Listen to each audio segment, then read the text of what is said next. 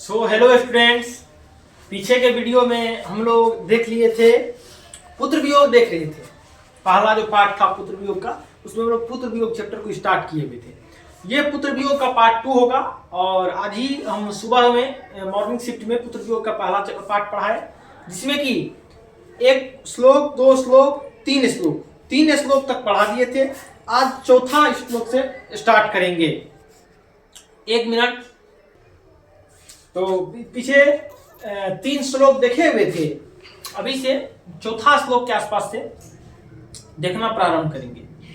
3 श्लोक में पहला था, आज दिशाएं भी हंसती है उल्लास विश्व पर। थोड़ा सा हम रिक कर देते हैं। विश्व पर छाया है मेरा खोया हुआ खिलौना, अब तक मेरे पास न आया है। इसमें हम आपको बताए हुए थे कि सुभद्रा कुमारी चौहान जी कहती है कि आज विश्व में चारों साइड हंसी का माहौल बना हुआ है। सभी लोग अपने अपने खुशियों को जाहिर कर रहे हैं, सभी लोग हंस रहे हैं, चारों तरफ खुशियों का माहौल है। लेकिन मेरा खोया हुआ खिलौना यहाँ पर सुभद्रा कुमारी चौहान जी आपको बताए थे किसको कहा गया है। तो खिलौना सुभद्रा कुमारी चौहान के जो पुत्र हैं, जो पुत्र मर चुके हैं, उसी पुत्र को खिलौना कहा गया है। यहाँ पर खिलौना शब्द का जो प्रयोग किया गया है, ये खिलौना शब्द का प्रयोग किसके लिए किया गया है? पुत्र के लिए किया गया है। ये ऑब्जेक्टिव बनता है 12th बोर्ड में कि खिलौना शब्द का प्रयोग किसके लिए किया गया है। तो खिलौना शब्द का प्रयोग किसके लिए किया गया है? सुभद्रा कुमारी चौहान जो पुत्र वियोग लिखे उसमें पुत्र के लिए खिलौना का प्रयोग किया गया है। तो उसका वही कहना है कि मेरा जो पुत्र खो गया हुआ पुत्र अभी तक वापस नहीं आया है। दूसरा में क्या था? शीत न लग जाए इस भाई से, नहीं कोच से जिसे उतारा, छोड़ काम दौड़ा कर आई मां जाकर इस समय पुकारा। ये सब चीज हम पढ़ा दिया अच्छे से। जिस स्टूडेंट को दिक्कत हो इसका पार्ट 1 जाके देखे, जिसमें हम मेंशन किए हुए क्या नाम है इसका, पुत्र वियोग क्लास 12, उसको जाके देखिए। ये पार्ट 2 होगा, वो पार्ट 1 था, ये पार्ट 2 होगा। पार्ट 1 में अच्छे से ये शुरू का 3 श्लोक अच्छे से बताया गया है। तो शीत न लग जाए मतलब कि सुभद्रा कुमारी चौहान जी कहते हैं कि मेरे पुत्र को शीत न लग जाए, इस डर से मैंने उसे कभी गोद से नहीं उतारा। और जब मेरा पुत्र कभी भी काम छोड़ दौड़ कर आई मां कहकर जिस समय पुकारा, और मेरा पुत्र जब मुझे मां कहकर पुकारता था तो मैं उस समय सभी कार्यों को छोड़कर अपने पुत्र के पास आ जाया करती थी। ये सुभद्रा कुमारी चौहान जी ने अपने दूसरे श्लोक में कहा है। फिर तीसरा था, थपकी दे दे जिसे सुलाया, जिसके लिए लोरियां गाई, जिसके मुख पर गरम मलिनता देख आंखों में रात बिताई। कहने का मतलब देखिए, इसमें आपको बताए थे, यही श्लोक बता रहे थे। थपकी दे दे जिसे सुलाया, कहने का मतलब सुभद्रा कुमारी चौहान जी कहते हैं जब मेरा बेटा रात को नहीं सोता था तो मैं क्या करती थी, उसको थपकी देकर सुलाया करता था। मैं क्या करता था? थपकी देकर उसे सुलाया करता था। ये किनका कहना है? सुभद्रा कुमारी चौहान जी का कहना है। थपकी दे दे जिसे, बच्चे रात को नहीं सोते हैं उसे थपकी देकर सुलाना पड़ता है। उसी वजह से सुभद्रा कुमारी चौहान जी का कहना है जब मेरा बच्चा रात को नहीं सोता था तो मैं उसे क्या करके सुलाती थी? थपकी दे दे करके सुलाती थी। जिसके लिए लोरियां गाई, और क्या करती थी? लोरियां गाया करती थी। क्या करती थी? लोरियां गाया करती थी। उसके लिए लोरियां गाई।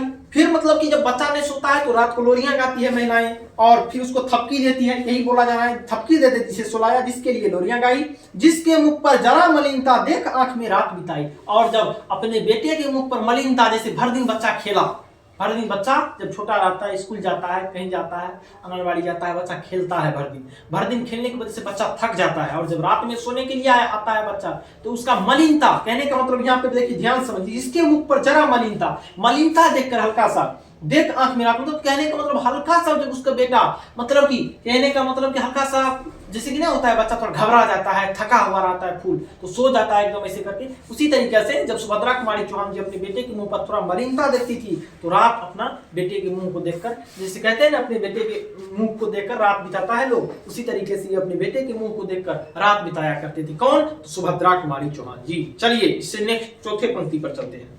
ये हम 3 पंक्ति पीछे पढ़ा दिए हैं, वो री कर दिए अच्छे से, एक बार पीछे भी देख लीजिएगा पहला पार्ट, और ये पार्ट में हम आगे अब पढ़ा रहे हैं। जिसके लिए भूल अपनापन पत्थर को भी देव बनाया, कहीं नारियल दूध बतासे, कहीं चढ़ाकर शीश नवाया। देखिए ये क्या करती थी, अपने पुत्र को लेकर, एक माँ अपने पुत्र को लेकर कहां कहां जाती है। जब एक माँ अपने पुत्र को क्या करती है, माँ अपने पुत्र को लेकर पत्थर को भी देव मानने लगती है। पुत्र के लिए एक माँ, यहाँ ये बताया गया है, माँ के ममता को बताया गया है, पुत्र के प्रति माँ के ममता को बताया गया है कि एक माँ जो है अपना बेटे के लिए, अपने पुत्र के लिए, खिलौना के लिए, अर्थात खिलौने के लिए किसको, तो एक पत्थर को भी देवता मानती है। जब उसे पता चलता है कि यहाँ पर पत्थर पर जो है धूप अगरबत्ती पूजा पाठ वगैरह करने से पुत्र का आयु बढ़ता है तो वो क्या करती है, समय समय पर जैसे सोमवारी लगता है, जो भी कुछ लगता है उस पर जाके महिलाएं वहां पत्थर पर भी पूजा करती है। किसके लिए, तो अपने पुत्र के लिए। तो एक पुत्र के लिए एक माँ पत्थर को भी देवता मानने लगती है, ये चीज सत्य है। एक पुत्र के लिए एक माँ क्या करती है, पत्थर को भी देवता मानने लगती है। जिसके लिए भूल अपनापन पत्थर को भी देव बनाया, खुद को भुला करके पत्थर को देव बना लिया। कहने का मतलब अपना जीवन स्वयं कर दिया पत्थर को देव बनाने में, पत्थर को भी देव बनाया। कहीं नारियल दूध बतासे कहीं चढ़ाकर शीश नवाया, और अनेक अनेक जगहों पर क्या क्या चढ़ाया, नारियल दूध बतासे ये सब चढ़ाकर शीश नवाया। उसके बाद क्या बताया गया है, 5वें नंबर की पंक्ति में बताया गया, मतलब कहने का मतलब कि ये नारियल दूध बतासे ये सब चढ़ा करके क्या करती है, अपना शीश झुकाती है, शीश नवाती है वहां पर। किसके लिए, तो अपने पुत्र के लंबे आयु के लिए।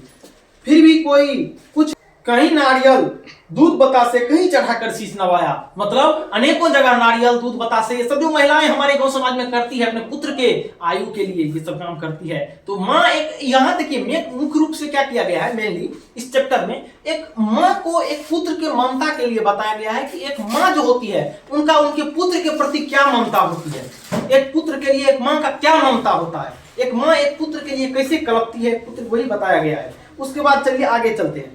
फिर भी कोई कुछ न कर सका, छीन ही गया खिलौना मेरा, मैं असहाय विवश बैठी ही रही, उठ गया छौना मेरा। देखिए कहने का मतलब क्या हुआ, ध्यान से समझिएगा।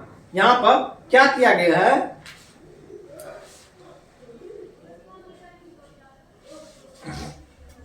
यहां बताया गया है फिर भी कोई कुछ न कर सका। देखिए छीन ही गया खिलौना मेरा। देखिए अब होता क्या है, जब एक माँ अपने पुत्र के लिए बहुत रन मन भटकती है, कहने का मतलब बहुत जगह भटकती है। पत्थर को भी पिछले पंक्ति में बताया गया है कि एक माँ पत्थर को भी देवता मानने लगती है, किसके लिए, अपने पुत्र के लिए। और जब एक माँ पत्थर को भी एक पुत्र के लिए देवता मानने लगती है और फिर भी अगर उनका पुत्र उससे छीन लिया जाता है, मतलब उसका खिलौना उससे छीन लिया जाता है, तो उस स्थिति में वह कितने असहाय बेबस हो जाती है। इसी चीज को बताया गया है, फिर भी कोई कुछ न कर सका। मतलब इतना जब हम, माँ कहती है कि इतना जब हम अपनापन को भुला के पत्थर को देवता माने, पत्थर को देवता माने, उसके बाद कहीं नारियल दूध बतासे कहीं चढ़ाकर शीश नवाया, और नारियल दूध बतासे क्या न क्या की, कितना न खर्च की अपने पुत्र के लिए, देव पत्थर को भी देवता मानने लगी, लेकिन फिर भी कोई कुछ न कर सका। छीन ही गया खिलौना मेरा, लेकिन फिर भी जो है कोई कुछ नहीं कर सका। मेरा अंत में क्या हुआ,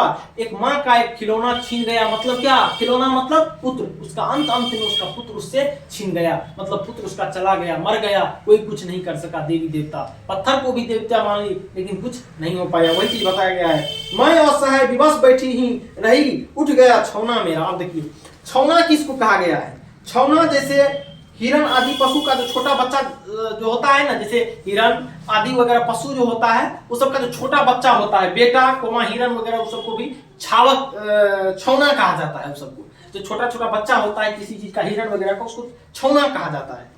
तो मैं असहाय विवश बैठी ही रही, उठ गया छौना मेरा। मतलब अब एक माँ कहती है कि मैं इसी तरीके से हर जगह पूजा पाठ करके करते करते करते, मन में तो असहायता होती है। जब एक बच्चा बीमार रहता है, आप हम घर में देखते हैं, और उसकी माँ को पता चलता है कि वहाँ कोई ध्यान नहीं आया है, वहाँ कोई जैसे कि भाव वगैरह खेलते हैं हमारे गाँव में, जैसे किसी को भगवती वगैरह आती है, ये सब तरीके से, तो क्या करती है हमारे गाँव की महिलाएं, वहाँ जा करके अलग अलग जगह डालियां लगाती है। जो देखिए ठेठी भाषा में इसको समझिए, नॉर्मल गाँव में कि वहां जा करके क्या करती है, फूल चढ़ाती है, ये चढ़ाती है, दूध चढ़ाती है, मिठाई चढ़ाती है, पूजा करती है, उपवास वगैरह रखती है। तो बेबस होकर के इतना करने के बाद भी वो देखती रह गई, और इस संसार से, उसके सामने से उसका छौना क्या हुआ, उससे छीन लिया गया, उसका खिलौना उससे छीन लिया गया। मैं असहाय विवश बैठी ही रही, उठ गया छौना मेरा। मतलब मैं असहाय होकर विवश होकर बैठी रही, ऐसे देखती रही, बैठी रही, हर जगह मैंने पूजा पाठ किया, बहुत कुछ किया, पत्थर को भी देवता समझा, लेकिन असहाय विवश मैंने सारों संसार को ढकोर लिया एक पुत्र के लिए, लेकिन फिर भी उस पुत्र को मेरे से छीन लिया गया।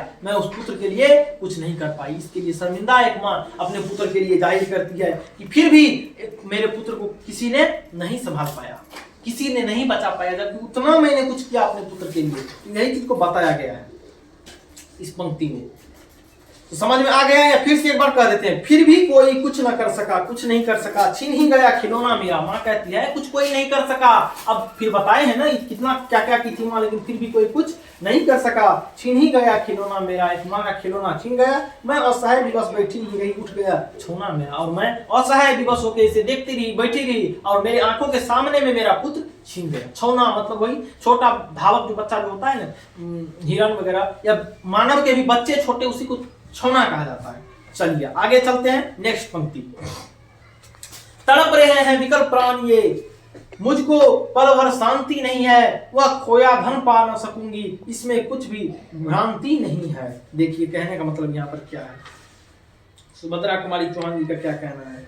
सुभद्रा कुमारी चौहान जी का कहना है कि तड़प रहे हैं विकल प्राण ये, मेरा जो प्राण है ये तड़प रहा है। जब एक माँ का एक छौना, एक खिलौना जब एक माँ से छीन लिया जाता है, उनका पुत्र छीन लिया जाता है, तो उनका प्राण अब तड़प रहा है। वापस तो कोई मरा हुआ इंसान आ नहीं सकता है, उसका प्राण क्या हो रहा है? तड़प रहा है। मुझको पल भर शांति नहीं। और क्या की, अब एक माँ अपने पुत्र के लिए बन बन भटक रही है, चारों संसार कह रही है सभी को ऐसे मेरा पुत्र मर गया, सभी के पास विकल प्राण भटक रही है, लेकिन अब वो वापस आने वाला नहीं है। वह खोया धन पा न सकूंगी, अब जो चला गया वह जिंदगी में कभी वापस तो आने वाला है नहीं। लेकिन मन क्या है? अशांत है।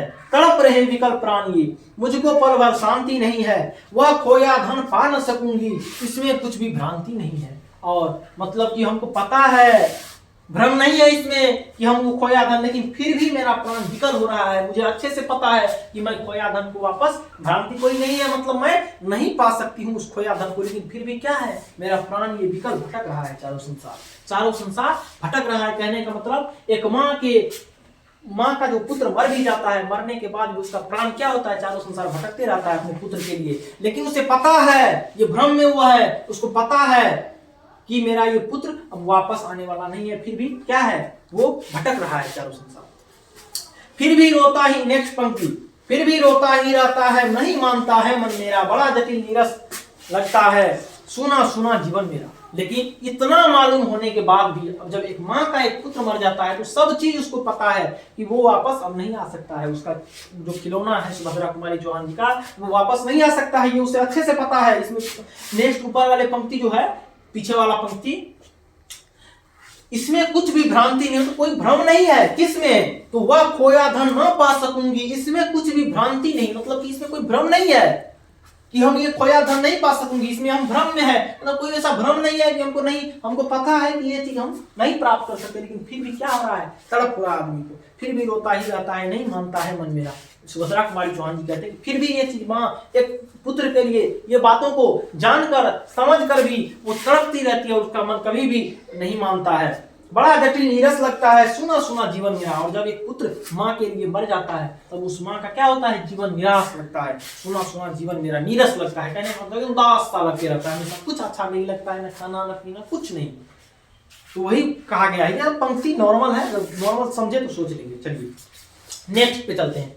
यह लगता है एक बार यदि पल भर को उसको पास जाती, अगर डॉट हो तो पूछना है। वह लगता है एक बार यदि पल भर को उसको पा जाती, जी से लगा प्यार से सहला सहला उसको समझाती। देखिए इसका क्या कहना है। अब ये मान रहे हैं, ये एक चीज कह रहे हैं कि अब मुझे लगता है, एक मिनट, लेकिन फिर माँ क्या कहती है कि अगर ये बेटा मेरा एक बार हमसे मिल जाता, ऐसा कल्पना करती कि अगर मेरा बेटा एक बार मुझसे मिल जाता, पल भर को उसको पा जाती, एक पल के लिए अगर वो हमको मिल जाता, जी से लगा प्यार से सहला सहला उसको समझाती। तो अब इनका कहना है कि एक पुत्र, अगर मेरा पुत्र अब मुझे मिल जाता, एक माँ कहती है कि अगर पल भर के लिए मेरा पुत्र मिल जाता, ये चीज एक माँ को पता है कि उसका जो मर गया बेटा वो वापस आने वाला नहीं है, लेकिन फिर भी वो एक साझा करती है कि अगर मेरा पुत्र एक पल के लिए मुझे मिल जाता तो मैं क्या करती, उसे एकदम अच्छे से हर चीज को समझाती कि एक माँ का तड़प अपने पुत्र के लिए क्या होता है। यही सुभद्रा कुमारी चौहान जी का कहना है कि अगर मेरा पुत्र एक मिनट के लिए, पल के लिए, सेकंड के लिए मुझे मिल जाती, तो मैं क्या करता, उसे अच्छे से हर चीजों को समझाता, अच्छे से उसे बताता कि एक माँ एक पुत्र के लिए कितनी तड़प रखती है।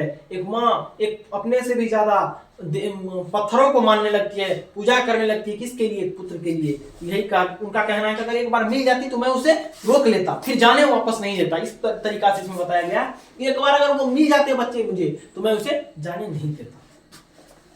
मेरे भैया मेरे बेटे अब माँ को यूं छोड़ न जाना, बड़ा कठिन है बेटा खोकर माँ को अपना मन समझाना। सुभद्रा कुमारी चौहान जी और बेबस होते हुए इस संसार के सामने कविता के माध्यम से जाहिर कर रही है कि मेरे भैया मेरे बेटे अब माँ को यूं छोड़ न जाना। अपने पुत्र को कह रही है कि अब मुझे इस संसार में छोड़कर मत जाना, बड़ा कठिन है बेटा खोकर माँ को अपना मन समझाना। और इनका कहना है कि जब एक पुत्र मर जाता है, आपको पहले ही बता दिए कि सबसे छोटा चीज है कि पुत्र जब मर जाता है एक माँ का, तो क्या कैसे उस माँ के लिए मन को समझाना कठिन होता है, बड़ा कठिन है बेटा खोकर माँ को अपना मन समझाना। जब एक पुत्र मर जाता है तो माँ किस तरीके से बेकल हो जाती है, इधर उधर दुनिया में दर भर भटकने लगती है, यहाँ तक कि बहुत पागल भी हो जाती है। तो आपको पता है भाई बहन भूल सकते हैं पिता भले ही, यहाँ से व्याख्या पूछा गया है, भाई बहन भूल सकते हैं पिता भले ही तुम्हें भुलावे, किंतु रात दिन की साथी माँ कैसे अपना मन समझावे। देखिए यहाँ क्या कह रही है, कितने अच्छे पंक्ति है सुभद्रा कुमारी चौहान जी। क्या करें, क्या करें इधर,